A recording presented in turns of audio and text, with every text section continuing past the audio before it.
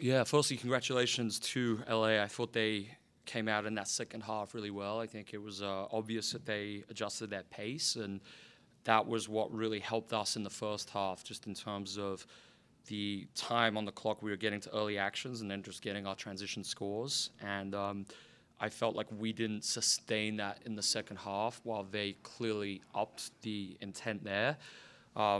And I think really story of the game was defensively just weren't able to execute our covers to a good enough level, which is why they were getting so many threes, shooting, 10 out of 16 from three in that second half. But it's really because most of them were wide open. So I think it's offensively, we're in a really good place. It's defensively as a group, we've got to find ways to be better there, and that's only going to make the offense even better. So that's the challenge for us. Like, what can we learn from both this and the Indy game? 2 good practice days coming up, so great chance for us to really go back to the basics of our defense and tidy that up for the rest of the season.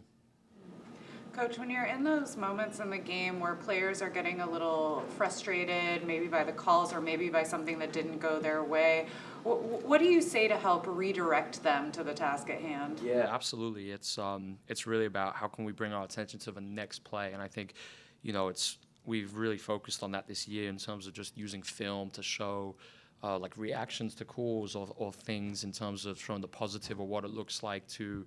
Maybe you're on the ground after a no call. Like, what does it mean to then be relentless, sprint back, and not allow a 5-on-4 situation? I think good examples of that, and I do think we got better as the season's gone on. But ways we can still improve there. And talk a little bit about Bridget Carlton. We got to talk about her before the three-point contest. She obviously did Portland really proud, and then came out tonight with a double-double. What's it been like to coach her and see her evolve? I'm just so pleased seeing the development there. I mean, I don't think we could have asked for more from BC tonight in terms of as our leader. I think she's grown in so many areas, and it's exciting in terms of I think her potential is so high. I think we got a lot using her gravity as a ghost screener tonight. We were really able to exploit that, and then even just things like that attempt she had at the rim on her left hand, like the scoop finish, like really shows she's getting so much better, and then led the team with 11 rebounds, which were huge. So couldn't be happier with her performance tonight. Alex, what you were saying about not being able to sustain the pace in the second half, is that a fatigue thing, or was that just the LA was more able to kind of control the?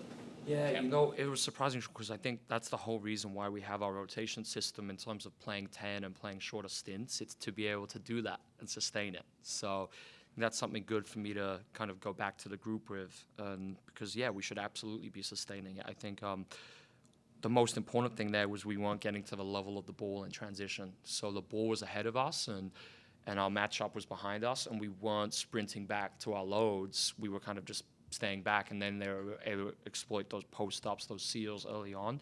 So, the metaphor we use is we kind of want the other team to be playing like a 3-against-5, where they see 5 defenders in front of them, and we're building our defense that way. And we did last time we practiced, like 3 weeks ago, we did a really good activity for it. So I'm looking forward to these 2 practice days. It's going to be something we do every day moving forwards.